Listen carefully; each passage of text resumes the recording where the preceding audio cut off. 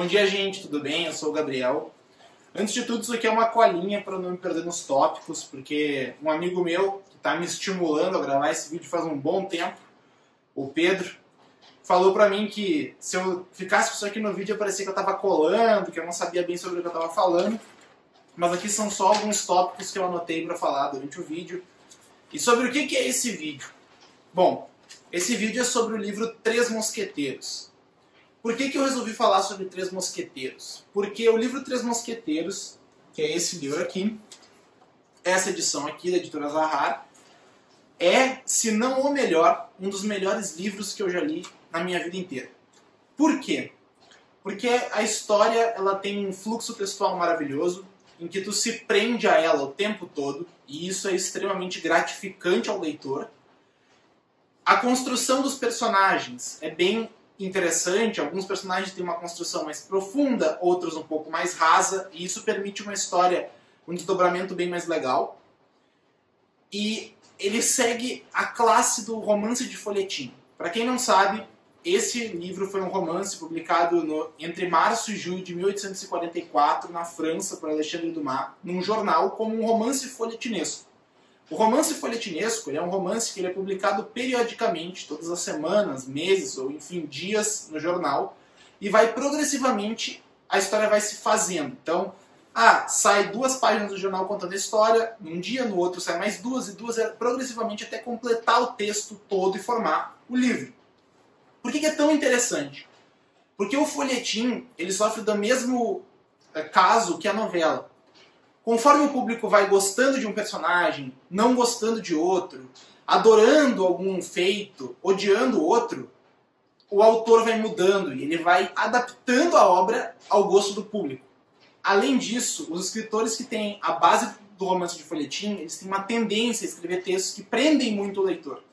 Então são textos muito agradáveis de ler, muito bons de ler, muito dinâmicos, que sempre tem acontecimentos novos. Porque imagina se tu vai escrever um texto que vai sair, que não é completo, a pessoa vai ler parcialmente ele, e tu escreve de uma maneira que é muito monótona, a pessoa não continua prosseguindo na leitura. Então tem que ter sempre um dinamismo textual que torna essa obra muito bacana de ler. Então vamos lá. Eu gosto muito desse autor, acho ele um autor muito capacitado, Alexandre Dumas. É um dos maiores autores da história da França, e do século XIX também, talvez um dos maiores autores da época. Uma capacidade literária incrivelmente grande, o que é muito relevante para sua obra e se demonstra em todas as obras dele, tanto Três Mosqueteiros quanto Conde de Monte Cristo e outros livros que o mesmo escreveu, né? Para quem não sabe, o Conde de Monte Cristo também é um livro dele, que também é grosso, também é um calhamaço como esse, e é mais grosso do que esse, né? Tem mais de 1000 páginas o Conde de Monte Cristo. Bom, falando de Três Mosqueteiros, a gente precisa sempre abordar a representatividade de cada mosqueteiro. O que cada mosqueteiro ali está representando. E para mim é muito claro assim, é claro como água, a representatividade dos princípios sociais da época para cada mosqueteiro. Então, o Aramis representa a elegância, que é um princípio muito importante do século XIX, mas também a religião, né, que também é muito forte nessa época. O Athos representa a nobreza, a honra, a lealdade, né, um homem nobre, generoso, de bons costumes, e isso é muito importante também para a sociedade da época. O Aramis representa a coragem e a juventude do jovem que sai do interior da França para procurar uma vida mais fértil, melhor em Paris e realizar o seu sonho de ser mosqueteiro, que é a juventude, né, a aventura da juventude, isso é muito legal.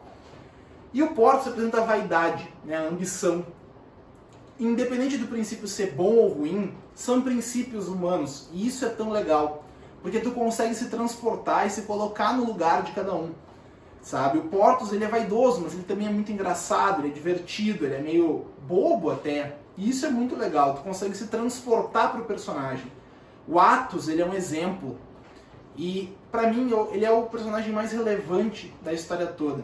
Talvez o título desse vídeo realmente seja a ideia dele, né? Três Mosqueteiros, a história de D'Artagnan, que te faz adorar Athos. Porque o Athos, apesar dele ser um personagem secundário na história, não é o principal, porque, para quem não sabe, a história discorre sobre D'Artagnan, ele é um exemplo social muito forte na história.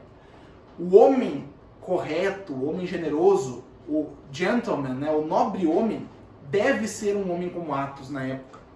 E o D'Artagnan se espelha muito nas atitudes de Athos para ser quem ele é. O Athos vê D'Artagnan como se fosse um filho e D'Artagnan vê Athos como um pai. Então é uma referência muito legal e isso torna ele um personagem muito relevante na história. Eu gostei muito dele porque os princípios que ele passa são princípios muito bons durante a história, que tem muita relevância para a construção do personagem D'Artagnan, que é o princípio da história. A história parte deste personagem. Outro ponto muito relevante é a mistura histórica-ficção, né? História-ficção do livro. Porque, assim, Três Mosqueteiros é um livro que conta uma história fictícia, mas que junta disso um ambiente histórico real. O cardeal Richelieu, que é muito importante, é crucial para o desenvolvimento histórico do livro e para o dinamismo da história, ele realmente existiu. O rei Luís realmente existiu, a rainha Ana também. Então ele mistura personagens fictícios a personagens verdadeiros, a personagens reais, a pessoas que existiram. E mistura a personalidade real dessas pessoas com personalidades criadas, inventadas por ele.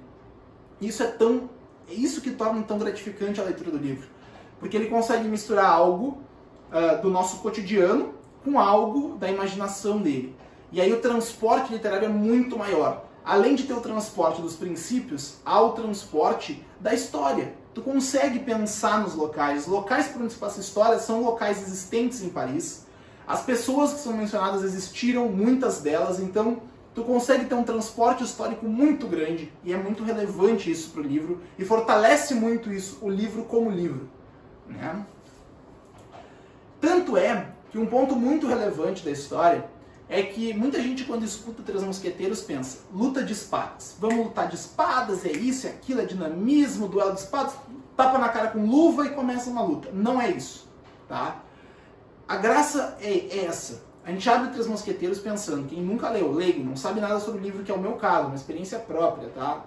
Adorava, tinha uma relevância do título muito grande, tinha visto todos os filmes que tem do Mickey, todos os filmes existentes eu tinha visto, achava que ia ser uma aventura, muita luta de espada, mas essa é a graça. Se passa muito a mídia, passa muito a nossa mídia atual, que o livro é eternamente recheado de aventura, luta de espada e duelos, e tal guerreiro é melhor que tal guerreiro, mas na realidade, a grande luta do livro é política. As lutas físicas são reflexos de lutas políticas que ocorrem no livro. O que acontece é, os personagens, eles representam outras instituições maiores do que eles. Então, grande parte dos acontecimentos do livro acontece debaixo dos panos, acontece politicamente. E os acontecimentos políticos que desencadeiam as lutas físicas. E esse é o grande ponto. Tudo é assim historicamente, né? Os acontecimentos políticos desencadearam a Primeira Guerra Mundial e assim por diante. A Segunda Guerra, a Guerra Fria, todos são acontecimentos políticos que vão acontecendo, que vão estimulando conflitos físicos. A gente não deve imaginar que não tem nenhum conflito, não tem embasamento para os conflitos físicos existirem no livro. Eles existem porque existem conflitos políticos que os respaldam. E esse é um ponto muito legal, muito crucial. O livro não é fútil ao ponto de falar somente de luta de espada, espada, espada, mas ele relaciona os acontecimentos da época entre rei e cardeal Richelieu, rainha e cardeal Richelieu, e por que essa interação toda ocasionava esses atritos. Por que a relação entre Inglaterra e França, tensa, ocasionava esses atritos? E esse é o grande ponto. Porque o livro tem um transporte histórico muito grande de misturar acontecimentos reais com acontecimentos não reais. Tem um transporte local, uma ambientação muito interessante, porque ele utiliza locais reais a locais não necessariamente reais, o que é muito interessante, apesar da ambientação ser em geral de locais reais, né? E tu consegue fazer um transporte da tua personalidade para o personagem que tu mais gosta no livro todo. Isso incrivelmente é uma sacada de mestre que favorece o elo entre o leitor e o autor. E aí mantém o leitor lendo. E esse é o grande ponto do romance de folhetim. Manter o leitor lendo a história. Também é importante falar um pouco sobre a questão dos assistentes dos mosqueteiros, né? E, enfim... Por que eles são relevantes? Porque são pessoas simples, mas que são muito importantes durante todo o desenrolar da história. Por quê? pode se passar despercebido, muita gente pode dizer que não é tão relevante assim, mas sim são, porque os assistentes no final, eles são reflexos daqueles homens aos quais eles assistem. Então, o Planchet, ele é um reflexo do D'Artagnan. Ele inicia a história com um pouco de falta de coragem, né? Tanto que ele menciona uma frase, na primeira vez que o D'Artagnan pede coragem a ele, que é, D'Artagnan fala, fique aqui, seja corajoso. E ele olha para o D'Artagnan e fala, sou corajoso quando quero, o problema é eu querer. Esse é um ponto muito chave no negócio, porque o Planchet, ele estava assumindo que ele não era corajoso, ele tinha muito medo.